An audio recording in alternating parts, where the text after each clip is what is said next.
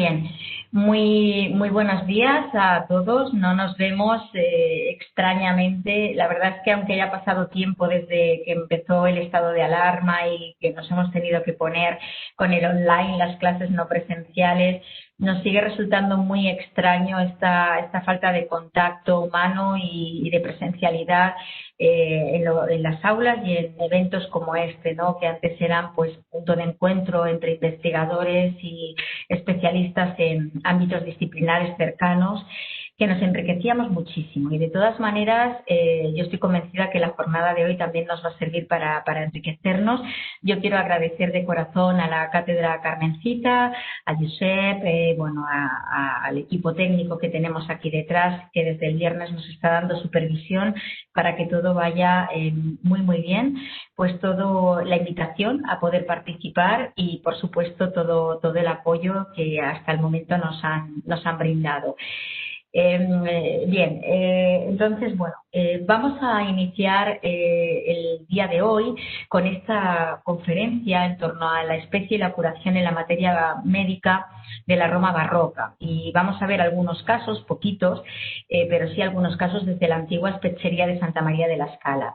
Vamos a ver especias y vamos a ver también otros condimentos, es decir, no necesariamente especia, condimentos.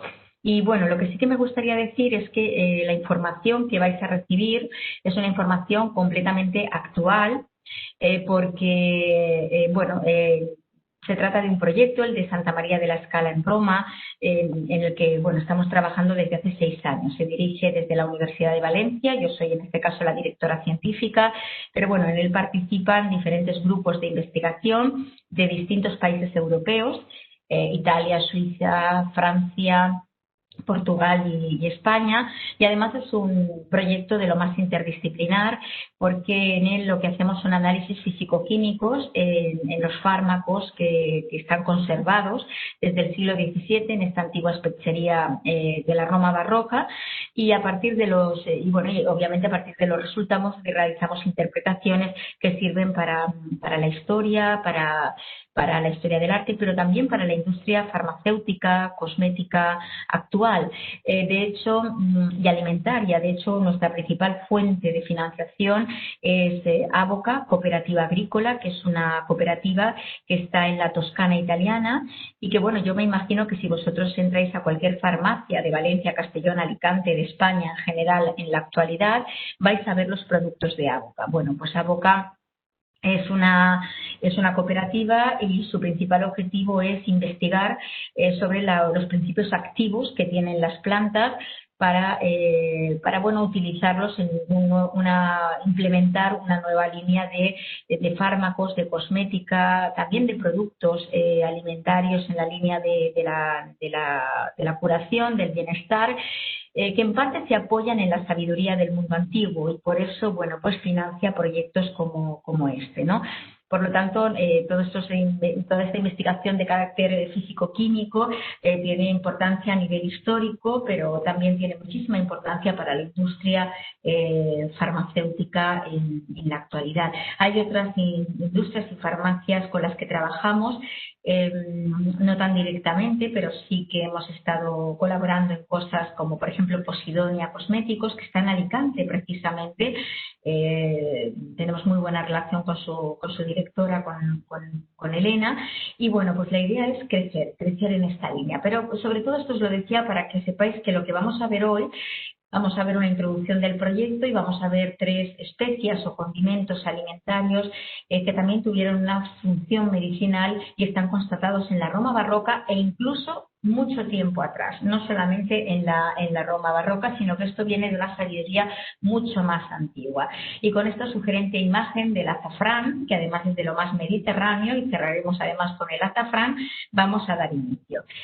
Bien, yo lo primero, a ver, es comentaros que lo que son las especerías antiguas, las boticas, las apotecarías, esta terminología no es gratuita, dependiendo si utilizamos el término apotecaría o farmacia o botica o especería, nos estamos refiriendo a un tipo de establecimiento u otro. Pero en definitiva, lo que sí que comparten en común es que aquí se venden todo tipo de productos que en principio tienen un uso curativo, pero también otros usos. Las boticas y las especerías y las apotecarías eran espacios que también frecuentaban, por ejemplo, pintores, precisamente porque muchos de los productos que se utilizaban para curar o como condimento alimentario, pues también fueron ni más ni menos que objeto de uso por los pintores. No sé, se me ocurre, por ejemplo, la grana cochinilla, que viene del Dactylopus coccus y que además fue un producto que se trajo de América tras la conquista. Pues bueno, tiene una gran importancia en la alimentación. Bueno, actualmente pues buena parte de determinados fiambres, como por ejemplo el jamón de pavo, ese colorcito que tiene se debe a que está pintado con Dactylopus coccus, con grana cochinilla. Bueno, pues la grana cochinilla también tuvo aplicaciones medicinales y también efectivamente tuvo uso pictórico. Por ejemplo, los cuadros de los manieristas italianos, pintores manieristas italianos o españoles, como por ejemplo el Greco, sus bases de preparación, que es lo que está por debajo de la película pictórica, estaban llenas de grana cochinilla para conseguir esos colores rojizos con los que rompía la película pictórica en claroscuros. Por lo tanto, ahí tenemos un ejemplo de un producto que es utilizado desde tiempos muy antiguos a nivel alimenticio, y, por supuesto por las culturas precolombinas, por las culturas prehispánicas, pero luego también lo importamos y aquí se utiliza como producto alimentario e incluso en la actualidad por todo lo que es el ámbito de la tecnología de alimentos aplicado como colorante. Y paralelamente fue utilizado también desde tiempos antiguos, no solamente en la industria alimentaria, sino también como precisamente pigmento laca o colorante en el ámbito de la pintura, y también tuvo sus aplicaciones medicinales, ¿no? Y eso es lo que explica que este tipo de establecimientos, farmacias, apotecarías, especerías, que ya el solo nombre especería alude a la especia que se vendía aquí, pues farmacias, pues tengan como común denominador la preparación y el dispensado, la venta de todos estos productos a un público muy diverso, entre los que pueden haber tintoreros, por supuesto población popular en general, médicos y un largo etcétera, Estos establecimientos están documentados en la pintura. Por ejemplo, pues aquí tenéis una imagen de la farmacia de San Giovanni de Parma, en Italia. Esta es la sala de ventas, pero bueno, esta farmacia también tenía otros escenarios, como por ejemplo es, en este caso, la sala del fuoco, donde se preparaban ciertos productos, o la llamada sala de las sirenas, donde se preparaban otros, ¿no? Por tanto, eran lugares donde se prepara y se vende, aquí tenéis una planta de esta misma farmacia de San Giovanni de Parma, en Italia, y aquí tal y como se la puede visitar actualmente. Bien, otras, por ejemplo, serían en Florencia, tenemos muchas. Florencia tenemos, por ejemplo, la Officina Profumo Farmaceutico di Santa Maria Novella, en Firenze, de las antiguas de Florencia, pero también se puede visitar la farmacia Franchi, en la vía de Ioniri, o por ejemplo la farmacia del Canto alle Rodini, también en Firenze, la vía Pietrapiana, y por supuesto la de Santa María Annunziata. De hecho, Florencia tiene un itinerario, cuando se pueda viajar, ¿verdad? Tiene un itinerario que recorrer todas sus farmacias históricas, insisto, donde hay una gran cantidad de productos que desde el Renacimiento en adelante guardan a que equipos de investigación como el nuestro los investigue para tener datos a nivel histórico y, por supuesto, implementar nuevas líneas en farmacia, cosmética, perfumería, etcétera, ¿no? Esta es la que hoy nos va a inspirar Respirar, la conferencia, es donde estamos trabajando desde hace estos 6 años, la antica Spezzeria di Santa María de la Scala en Roma. Todas las fotografías que vais a ver es de nuestro compañero Rafael Garay, que es profesor de fotografía en la Escuela de Arte y Superior de Diseño de Valencia, con quienes trabajamos en este ámbito y en lo que sería la musealización virtual por parte del equipo de realidad aumentada de la IAS. Y bueno, ya veis que es una farmacia con su sala de ventas. La vitrina que veis al fondo es donde están los fármacos más antiguos, los que hasta el momento hemos investigado. Es un total de 231 fármacos y aquí hemos encontrado pigmentos, perfumes, especias, otro tipo de condimentos, etcétera, ¿no? Las vitrinas de alrededor, de la parte derecha, son las que cuentan con productos que estamos investigando en la actualidad. Son más del 19 y del 20 y entre ellos pues hay una gran cantidad de tóxicos, ¿no? Productos pues que tienen que ver con el cloral y con otro tipo de sustancias que se pusieron en boga a partir del siglo XIX y que son además venenos, ¿no? Hay una de las vitrinas, de hecho, va tachada, va siglada con este nombre, ¿no? La vitrina de los venenos. Un acercamiento a las que estamos investigando en la actualidad, todos estos productos. También tenemos financiación de la Generalitat Valenciana, no solamente de Aboca Cooperativa Agrícola, también hemos tenido el apoyo del programa Women in Science de L'Oréal, de la Fundación L'Oréal, por las mismas razones que a Aboca le interesa este tipo de investigación. Y bueno, aquí estáis viendo un acercamiento a estos frasquitos donde, bueno, pues tenemos el nombre de lo que supuestamente hay dentro, que luego con los análisis físico-químicos pues también hemos encontrado muchas sorpresas, ¿no? No siempre lo que dice la etiqueta es lo que se corresponde. La etiqueta es contemporánea porque, lógicamente, aunque los frascos sí que se les ha hecho el análisis a los vidrios y son del 17, finales del 17, principios del 18, y el contenido, toda la investigación histórica también apunta que es de finales del 17, principios del 18. Pero claro, la etiqueta se iba estropeando, la iban sustituyendo y eso explica que presente pues un nombre, o sea, una tipografía más contemporánea. Bien, nuestra spezzería tiene otros espacios, no solamente la sala de ventas, como veíamos en la de San Giovanni de Parma. Esto sería la rebotica, con puertas, donde ya veis la importancia que tiene todos los análisis físico-químicos que hemos realizado. Nos indican que la ciencia que tienen aquí en el siglo XVII-XVIII es una ciencia que se apoya fundamentalmente en el fármaco vegetal. Lo que pasa es que tenemos recetas muy complejas donde el fármaco vegetal está mezclado con otros elementos también de tipo mineral. Y en medio de esas sustancias vegetales encontramos muchas que son de tipo alimentario, que son de especias, que son otro tipo de condimentos, como vamos a ver el día de hoy, ¿no?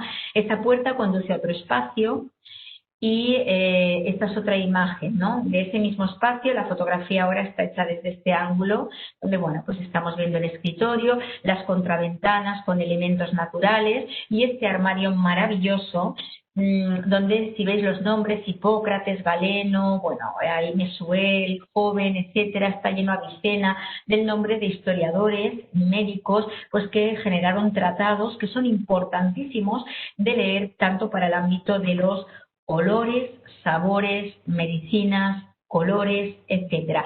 Todo este mundo estuvo muy relacionado. Tenéis que pensar que la palabra fármaco en inglés, drug, ¿no? Significa droga, y que la droga está íntimamente ligada con el perfume, está íntimamente ligada con el color, está íntimamente ligada con lo que saboreamos y también es un consumo opiáceo o droga. Hoy hablaremos de la amapola, de la Papaver somniferum, y bueno, yo todavía, cuando Mario, mi hijo, sale de la escuela, pasamos a una panadería donde hay unas rosquilletas buenísimas que están hechas con semilla de amapola, ¿no? Y hoy vamos a hablar de la amapola que tenemos aquí y que efectivamente viene de tiempo muy antiguo. Bien, dentro, cuando abrimos este armario, encontramos cajas como estas, donde bueno, vemos nombres como la raíz de rabar, de ipecacuana, la salsa tour. Lo que hemos conseguido ver con Santa María de la Scala es que, bueno, es de verdad es un crisol de conocimiento, ¿no? Es una farmacia del siglo XVII. que no lo he dicho, pero estaba regentada por la orden de los carmelitas descalzos, y claro, los carmelitas descalzos en el siglo XVII y XVIII controlaban todas las rutas con las Indias orientales y occidentales, y eso explica que lo que en estos 6 años de análisis físico-químicos y estudios históricos de los resultados nos hemos encontrado con que en Santa María de la Escala hay un mosaico de conocimiento farmacéutico, aromático, cromático, gustativo, que es enorme, porque se convierte esta farmacia en una confluencia de saberes. Fijaros, la raíz de Rabar, solamente el nombre, esto es islámico, viene de la medicina islámica, pero la raíz de ipecacuana, esto está originado esto es de lo que llamamos a partir del siglo XV el Nuevo Mundo, pero viene de Sudamérica y era algo impensable antes.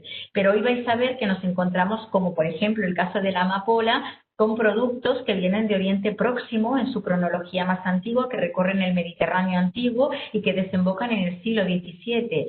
Y tenemos también tradición ayurvédica.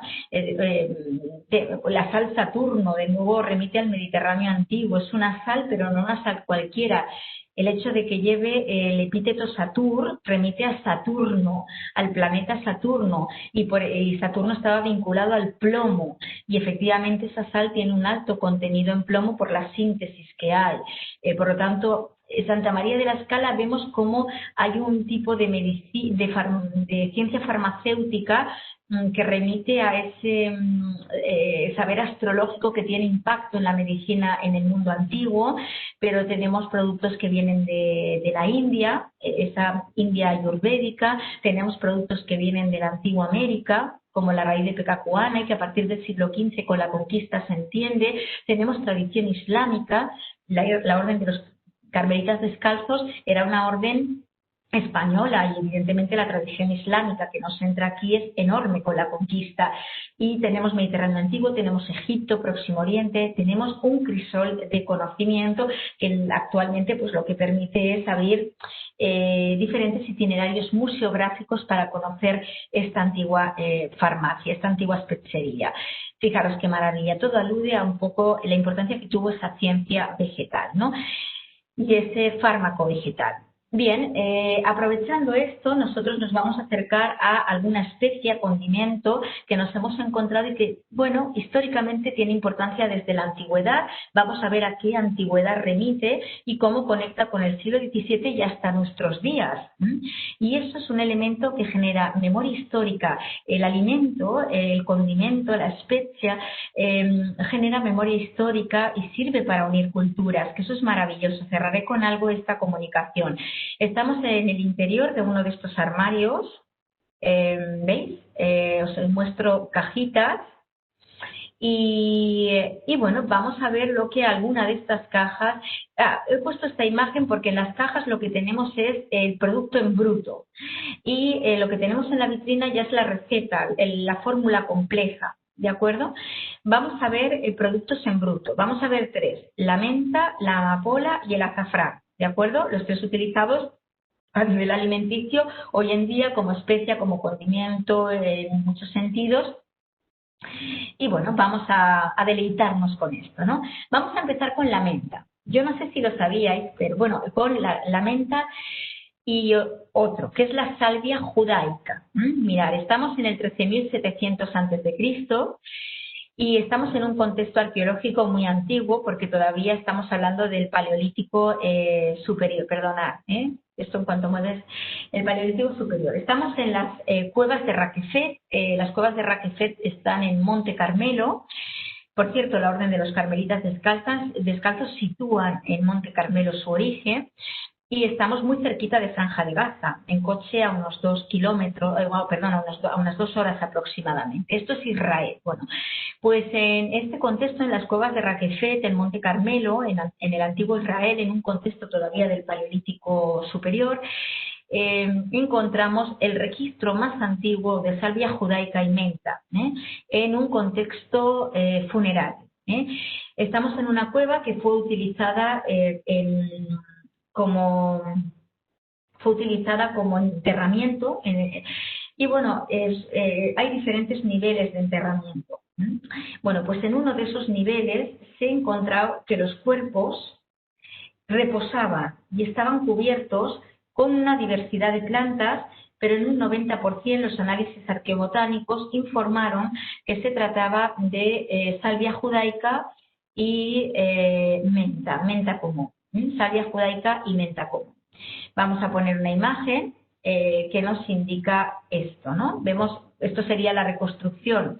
Así es lo que tenéis a la izquierda es los individuos, los esqueletos de los individuos con el paso del tiempo reposaban sobre una manta de sustancias de vegetal, como una alfombra vegetal, y sobre ellos también había elemento vegetal. Cuando se hacen los análisis arqueobotánicos, de hecho estáis viendo en la reconstrucción florecitas moradas que tienen que ver con la salvia judaica, luego se pondrá una imagen, y también había menta común.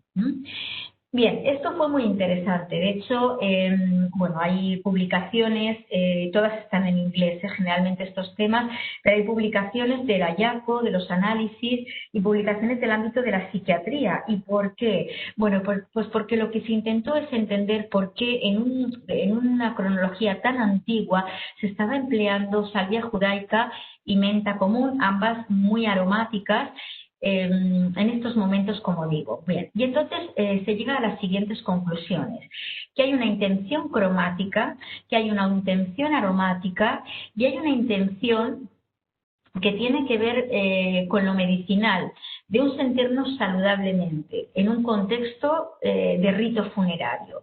Las dos primeras son evidentes. Está claro que al extender salvia judaica con ese color morado y menta común muy verde, se consigue un contraste cromático que tuvo que ser que tuvo que gustar, porque además tenía que ver con el propio entorno que tenía, un entorno cromático con el que estaban familiarizados y que reproducen aquí. Entonces, bueno, hay una intención que conocen, que es conocida, que es buscar un efecto cromático bonito. Hoy en día también lo buscamos, nuestros cementerios están llenos de flores y, bueno, por no hablar en América Latina, ¿no? Donde en América Latina tú entras a cualquier cementerio de cualquier pueblo o de ciudad y está todo que es un estallido de color. Y los nuestros también hay flores, ¿no? Entonces, hay una intención de utilizar estas especies vegetales porque son interesantes a nivel cromático, gustan, hay una estética que gusta. A nivel aromático también, además que contrastaría con el mal olor de los cuerpos en proceso de descomposición. Entonces, a nivel aromático interesaría por contrapunto, por contraste, por lograr un equilibrio aromático, incluso favorecer. La menta tiene una intensidad aromática maravillosa, lo sabemos. Y también la salvia judaica, no la menta común, la salvia judaica tiene un aroma maravilloso, ¿no? Entonces, bueno, un poco entendernos que también esto se buscó y además resultó de los elementos que daban un toque agradable junto con el color. Pero luego había un tercer elemento, voy a poner la siguiente imagen, que además, mira, guarda relación con el póster del congreso, de la jornada, ¿de acuerdo? En esta imagen que vemos la cabeza y que está olfateando, en un proceso de olfatear una rosa, de oler una rosa. Bien, hay una tercera razón por la que se considera en el ámbito de la psiquiatría que también es probable que en ese 13.700 a.C. ya se estuviera utilizando esa combinación de menta y salvia judaica en un enterramiento. Es que estamos en un rito funerario y en un rito funerario, bueno, el estado de ánimo siempre es más low, siempre desciende un poco, pero lo cierto es que cuando nosotros, olemos un producto aromático, eso tiene bienestar en nuestro cerebro y en general bienestar en el organismo. Fijaros que aquí aparece el sistema límbico en esta imagen que os traigo, ¿no? El sistema límbico guarda relación con la parte más irracional del cerebro, ¿no? Nosotros en un origen teníamos un cerebro muy racional, como el de los animales, somos animales sociales, pero animales, y luego, claro, nuestro cerebro racional ha ganado mucho terreno al sistema límbico o sistema irracional. Bien, lo que me interesa aquí es que sepáis que todo lo que tiene que ver con el olfato conecta directamente con el sistema límbico y la parte más irracional que tenemos. Por ejemplo, la supervivencia, todo lo que es sistema límbico, el sistema irracional guarda relación con la supervivencia. Fijaros que hay un dato interesante. Que nos dicen desde el ámbito de la botánica y desde el ámbito de la psiquiatría, y es que la mayor parte de plantas aromáticas comparten con las psicotrópicas una estructura y composición química muy semejante. Por ejemplo, plantas aromáticas y plantas psicotrópicas son ricas en nitrógeno y eso las convierte en alcaloides, ¿vale? Eso explica que muchas de las plantas psicotrópicas fueran también plantas aromáticas. Y además hay otro dato interesantísimo, y es que la estructura y composición de esas plantas aromáticas y psicotrópicas, que por lo tanto tienen un efecto como estados de trance en nuestro cerebro, también se asemeja con la propia estructura y composición de hormonas cerebrales, como por ejemplo la serotonina. Bueno, la serotonina es un neurotransmisión, hormonas y neurotransmisores. Seguro que habéis oído hablar de del gen de la felicidad, ¿no? Bueno, pues el gen de la felicidad es un gen que influye en nuestro estado de felicidad, y eso tiene todo que ver con la serotonina, que es un neurotransmisor que tenemos en el cerebro, ¿de acuerdo? Bueno, pues fijaros qué interesante lo que estoy planteando, y eso nos va a llevar a Raquefet. Estructura y composición de plantas aromáticas se asemeja a la estructura y composición de plantas psicotrópicas y a la propia estructura y composición de determinadas hormonas y neurotransmisores que tenemos en el cerebro y que tienen un impacto directo sobre nuestro estado de ánimo. Por ejemplo, la serotonina, que el aumento o incremento de serotonina explica estados de depresión. ¿Por qué en Raquefet, en el 13.700, se ponen alfombras de menta y salvia judaica sobre la que se extienden cuerpos de sesos que son cubiertos también con salvia judaica y menta? Vale, impacto cromático, impacto aromático, ambos conocidos, y una tercera razón no conocida, pero sí intuida desde la experiencia, desde lo empírico, que me siento mejor cuando huelo así.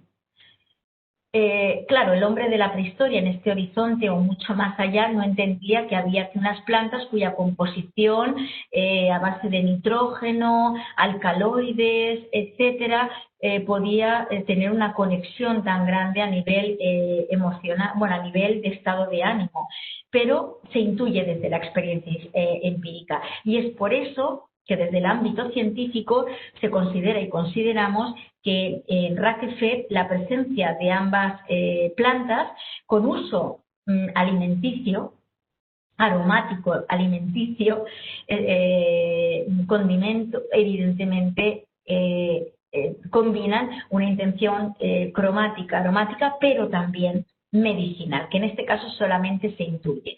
Pero quiero que os quedéis sobre todo con esa relación. Planta aromática, al igual que las psicotrópicas, a veces coinciden, y que esas hormonas y neurotransmisores cerebrales tienen como común denominador composiciones y estructuras muy semejantes. Por ejemplo, el nitrógeno, lo alcaloide, que hace que tengan un impacto cerebral a nivel de trance, pero también no solamente el trance, estados de ánimo. Nos quedamos con la serotonina, su impacto en lo que es esto, ¿no? Es decir, los estados de depresión. Hay un libro muy interesante que os recomiendo, se llama La biología de la creencia, y aquí, por ejemplo, dan datos del tipo que, como el siguiente, ¿no? Que tiene que ver con lo que estamos viendo. El gen que en nuestro ADN tiene un impacto directo sobre la producción de serotonina, es un gen que en las personas que sufren aislamiento social está más acortado. Estos son estudios que se hicieron en diferentes universidades europeas y de Estados Unidos con miles de personas en riesgo de exclusión social, personas que están bien, que no sufren este riesgo de exclusión social. Bueno, pues el gen que en nuestro ADN tiene un impacto sobre la producción de serotonina está acortado en las personas que sufren aislamiento social. Por lo tanto, producen menos serotonina, por lo tanto, tienen mayor riesgo en caer en estados de depresión. Y se trabaja la depresión también con productos aromáticos y con efecto psicotrópico por estas razones. Bien, y es la menta la que ponemos en los tés, la que ponemos en un montón de, sobre todo, cosas que bebemos actualmente, tisanas, que tenemos en casa, que, bueno, tiene que ver con la alimentación y tiene que ver con todas estas cosas. Bien, vamos a pasar a otro ejemplo, que es la amapola, las semillas de amapola. Bien, en la espechería de Santa María de la Scala la tenemos, al igual que la menta, documentada a nivel físico-químico, pero además también pintada, porque fue muy importante. La tenemos en diferentes formulaciones y recetas.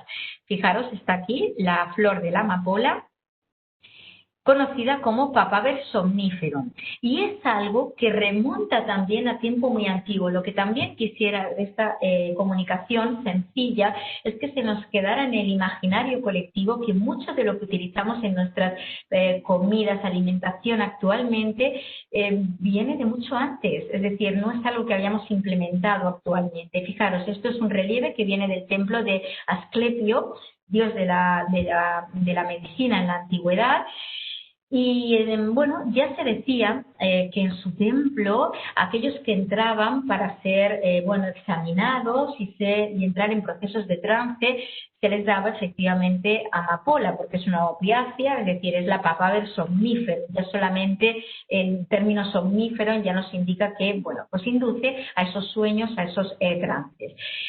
Pero mucho antes que el mundo griego, fijaros, Ninkasi, en las culturas de Oriente Próximo, que son las que se sitúan en ese creciente fértil en torno al Tigris y el Éufrates, bueno, pues la civilización más antigua de Oriente Próximo, que es la civilización sumeria, ya habla de Ninkasi, la diosa de los brebajes, ¿no? Y ya las tablillas sumerias hablan de la amapola como fármaco vegetal, utilizado para inducir al trance, para dormir, como anestésico, Fijaros qué antigüedad, tercer milenio antes de Cristo, cultura, civilización sumeria en torno al Tigris y al Éufrates, y vinculada a una diosa ya, la diosa Ninkasi, la diosa de los brebajes. Efectivamente, perdón, disculpar, efectivamente, estoy en el despacho, perdonad, dejará de sonar. Bien.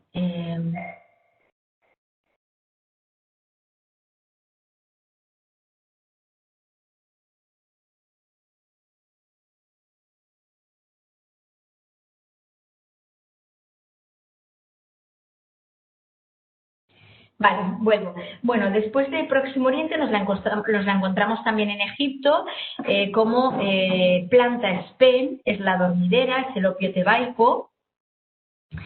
Y, a ver, exacto.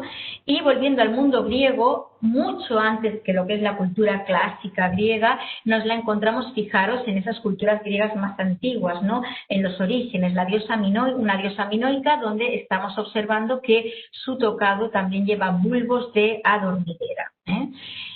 Se utilizó en los misterios de Eleusis. El término misterio tiene que ver con ritos en los que, bueno, pues entramos como neófitos y somos iniciados en algún misterio. Por ejemplo, el bautismo es un rito iniciático.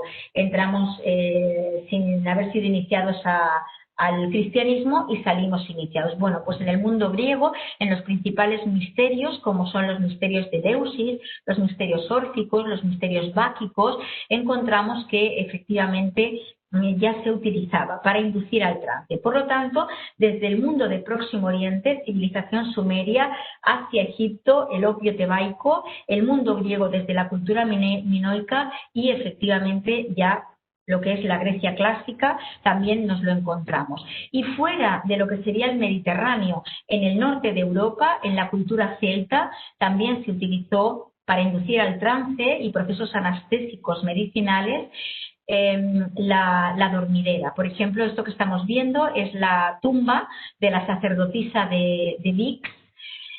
Y bueno, para los celtas la muerte física era simplemente eso, la muerte física no suponía una muerte definitiva. Con la muerte física lo que se entraba era en un estado de sueño, del que se despertaría en algún momento. Y entonces la sacerdotisa de Vix lleva en su cuello un torques rematado con 2 bulbos de adormidera.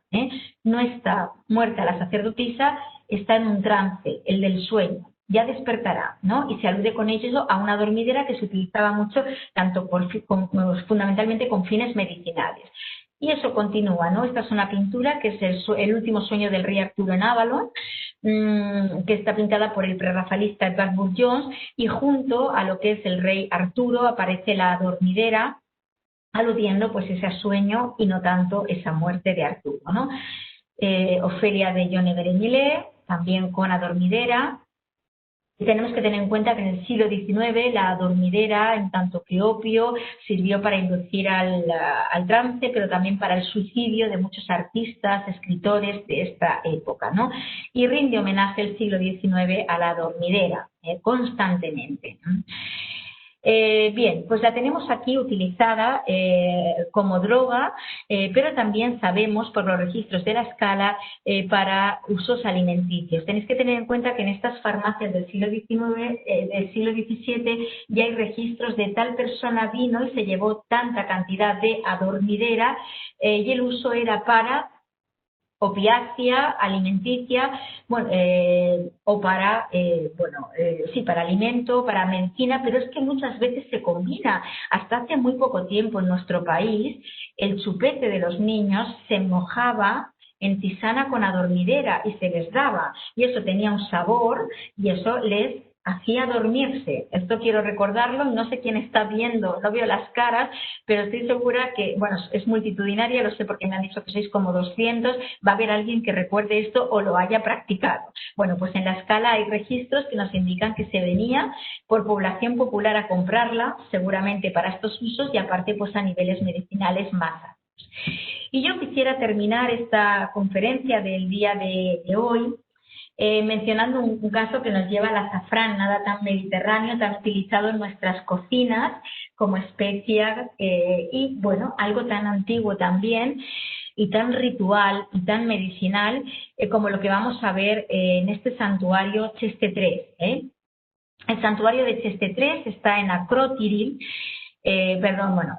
Akrotiri es un yacimiento arqueológico que se encuentra en la isla de Thera, hoy más conocida como Santorini, ¿no?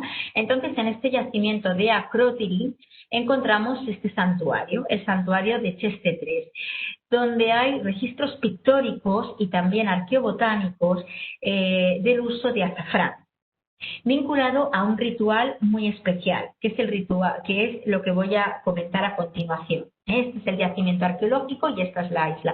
Santorini es divina, o sea que cuando se levante todo este estado que tenemos actualmente, pues es un viaje muy bonito y para pasar unos días en nuestro pues amado Mediterráneo, ¿no? Que nos une, Grecia, Italia, España, esta costa maravillosa, ¿no? Compartimos muchísimo a nivel cultural.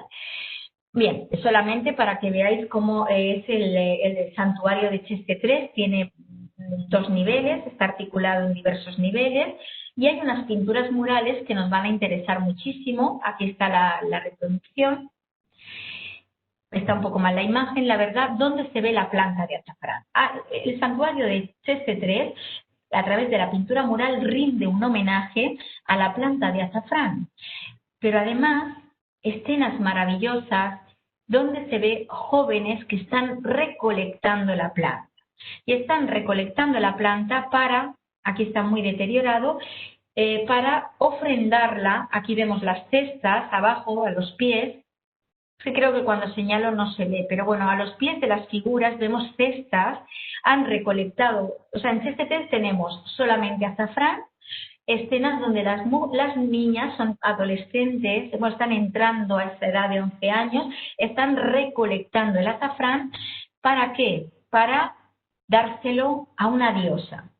Esa diosa se llama Potniaterón, es la señora de las bestias y es un antecedente muy antiguo a una diosa del mundo grecorromano que es Artemisa Diana. Artemisa como diosa griega, Diana como diosa romana.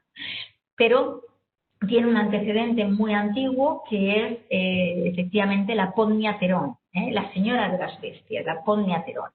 Bien, lo que nos tenemos que preguntar es por qué, voy a poner esta que se ve un poquito mejor, por qué se está representando esto aquí. Bien, pues, bueno, mejor sí, bueno. Voy a ir para adelante, sí. Mirad, este es el templo de Artemisa en Braurón y aquí tenemos una imagen de la diosa Artemisa. La diosa Artemisa era la diosa de la caza, la diosa de lo salvaje. Ahora hablaremos un poquito de ellas. Pero lo que se está representando es un claro antecedente de lo que luego va a ocurrir en la Grecia clásica y de lo cual nos habla Aristófanes. Tiene una obra que es Lisístrata, no lo he puesto, pero la obra literaria se llama Lisístrata de Aristófanes y fijaros este fragmento, dice: de 7 años fui yo una réfora, a los 10 molía el grano para la protectora, después, vestida de azafrán, fui osa en las Brauronias.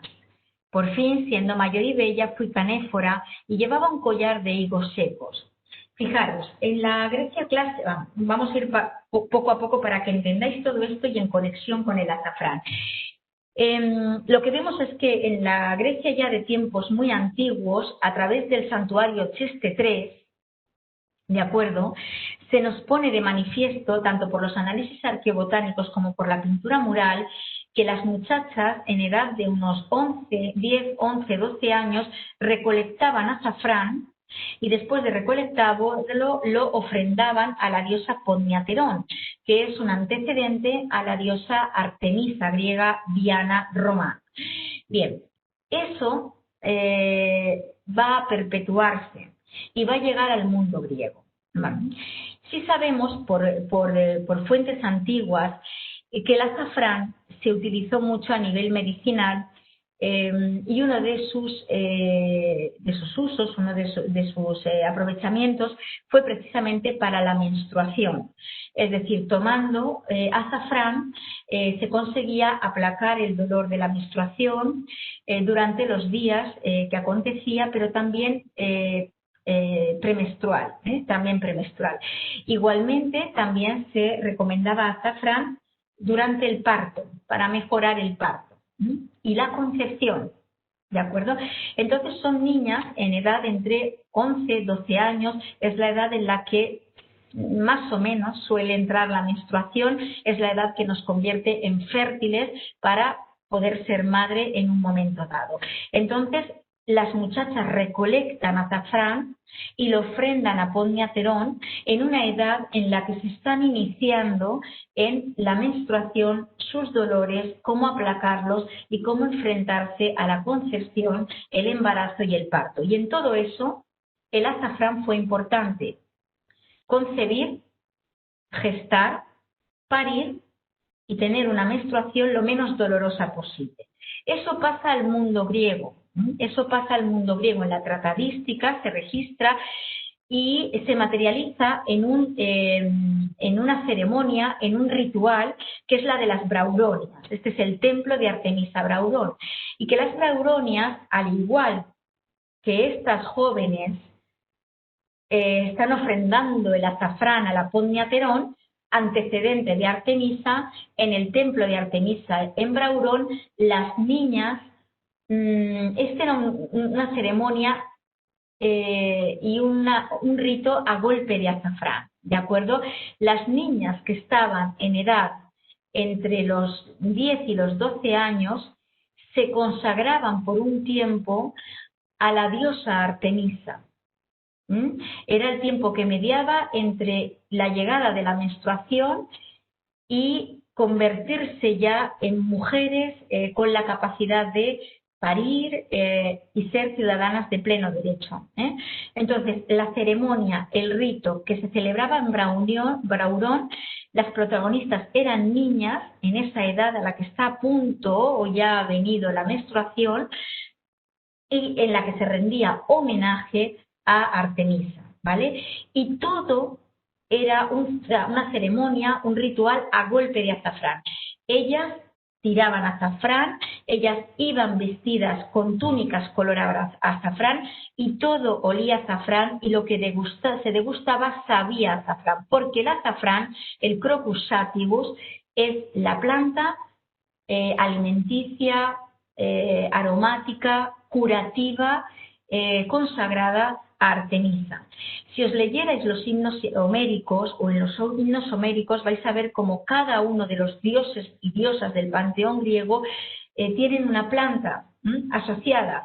Por ejemplo, Apolo. Apolo, su planta es otra planta alimentaria y aromática y que utilizamos en nuestra cocina, que es el laurel. Apolo, su planta es la sagrada el laurel. El laurel en los textos, como por ejemplo los papiros mágicos griegos, se define como la sagrada planta de la adivinación de Apolo. Apolo fue el dios del oráculo de Delfos, ¿sí? Y allí en el oráculo de Delfos había una vidente, la Pitia, ¿de acuerdo? Y entonces en el oráculo de Delfos, en el templo, había una sala donde había una brecha en el suelo y la Pitia consumía laurel y con olor de laurel se ponía sobre la brecha y recibía toda la información de ese mundo tónico para poder, bueno, es como una visionaria, trasladarla, ¿no? Entonces la adivinación se conseguía a golpe de laurel en el oráculo de Delfos. Y con Apolo la adivinación tiene que ver mucho con el sueño y la adivinación a través del sueño. Y yo quiero también recordar a todos vosotros, a mí mi abuela todavía me decía: Marisa, si quieres acordarte de tus sueños, pon laurel bajo la almohada. No sé si alguno de los presentes lo recordará, pero ahí tenéis, al igual que en la amapola, sucando el chupete en la tisana de amapola, ahí tenéis otra cosa que ha perdurado hasta el mundo actual. Y que tiene que ver con un origen tan antiguo. El oráculo de Delfos, la isla de Delfos, el mundo griego, el laurel y la adivinación. Y algo que perdura en nuestras cocinas, nadie imagina muchas cosas sin laurel, ¿no?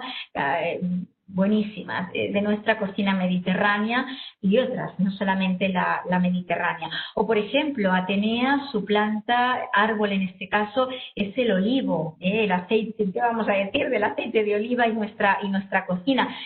Fue clave el aceite de oliva para toda la cosmética mediterránea en tiempos antiguos, porque era el excipiente de tantos aromas.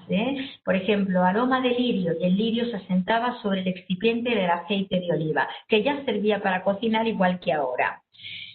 Y que tiene pues también su propio aroma, por supuesto que sí. Bueno, pues así todo, no me puedo detener. Cada diosa con su planta, plantas de uso alimenticio, plantas de uso aromático, plantas con usos medicinales, ni que decir tiene también el tema del olivo y lo medicinal.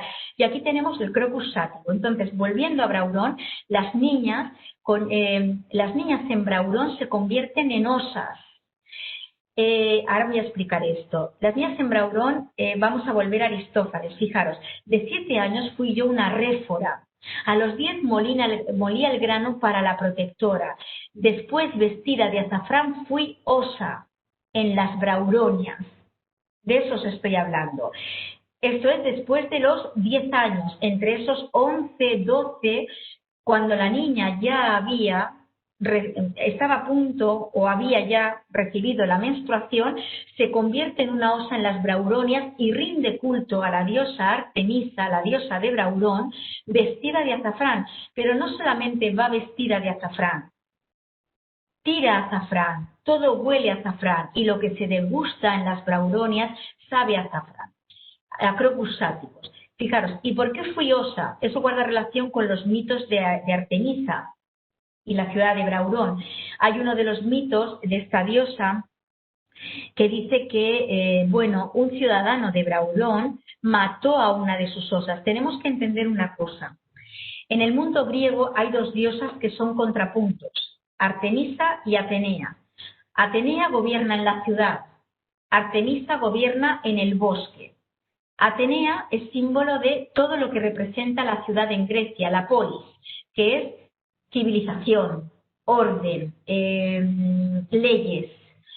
Artemisa representa todo lo contrario, todo lo que está fuera de la polis griega, de la ciudad, representa el desorden, el caos, lo incivilizado, lo salvaje, ¿de acuerdo? Por eso es la diosa de la caza, es la diosa de las osas, de los osos, de todos los animales salvajes que habitan ahí, ¿de acuerdo? Son contrapuntos. De hecho, cuando somos niños, hombres o mujeres, estamos bajo la protección de Artemisa, no de Atenea. En la Grecia clásica es así. ¿Por qué? Porque la infancia se considera el estado de lo salvaje en los individuos. En el caso de los niños, tienen que hacer el servicio militar en Grecia o casarse para convertirse en hombres y ciudadanos de plenos derechos que, por lo tanto, ya en un estado civilizado pasan a estar bajo la protección de Atenea. En nuestro caso, aquello que nos hace salir de la infancia, de la protección de Artemisa y nos pone bajo la protección de Atenea es la menstruación y ese estado de fertilidad que nos conecta con el matrimonio, la concepción y el parto. Entonces salimos de la infancia, del estado salvaje, dejamos de estar bajo la protección de Artemisa y tras un tiempo de transición pasamos a estar bajo la protección de Atenea, ¿de acuerdo? Esta etapa de transición es cuando somos osas. Y es un tiempo en el que nos ponemos al servicio de Artemisa, hasta que ya finalmente nos ponemos al servicio de la diosa que nos ha protegido tantos años y que ahora nos sigue brindando el azafrán para no sentir dolor en la menstruación, para prepararnos para nuestra etapa de mujer, parto, o sea, concepción, gestación y parto. Y todo eso con el trasfondo del azafrán, es decir, con el trasfondo de Artemisa. Es una maravilla las conexiones. Pues con estas conexiones y desde Santa María de la Scala y todo lo que nos cuenta Santa María de la Scala, que es muchísimo, únicamente hemos visto 3 productos alimenticios utilizados en nuestra cocina actual: menta, amapola, azafrán, que se utilizaron desde el Israel antiguo, fijaros, es decir, paleolítico superior, el mundo de Próximo Oriente, la diosa de los brebajes, todo lo que es la amapola, como luego va circulando por el Mediterráneo y llega a nuestro mundo, y ni que decir el azafrán. Y en los 3 casos vemos un uso alimenticio, pero también aromático, curativo y medicinal. Esto entra por el olfato y activa resortes neurológicos, ya sea porque la composición de esos aromas y estructura se asemeja a la de las plantas trópicas o comparte, y a la de esas hormonas o neurotransmisores cerebrales, habiendo canales que sirven para la curación, para activarnos, para inducir estados de trance o para activarnos de otra manera. Insisto, es muy importante que entendamos que aquello que utilizamos muchas veces en la cocina conecta con el aroma, conecta en esa línea con lo medicinal y tiene orígenes antiquísimos. En este sentido, a mí me gustaría concluir diciendo que desde Santa María de la Scala, y por todas estas razones, nos hemos embarcado en un proyecto maravilloso que en julio presentamos al Consejo de Europa, y es la certificación de un primer Aromas Itinerarium Salutis que une 4 regiones europeas: la Báltica, la Alpina, se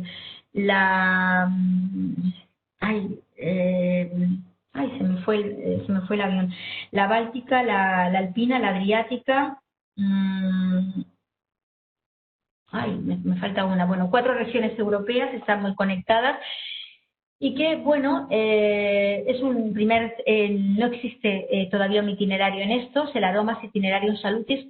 Bueno, a partir del proyecto de la Scala hemos llegado a esto, estamos trabajando en él. Partirá de las cuevas de Raquefet, morirá en Santa María de la Scala, pasará por nuestras costas españolas y bueno, recorrerá Italia, Dubrovnik, etcétera.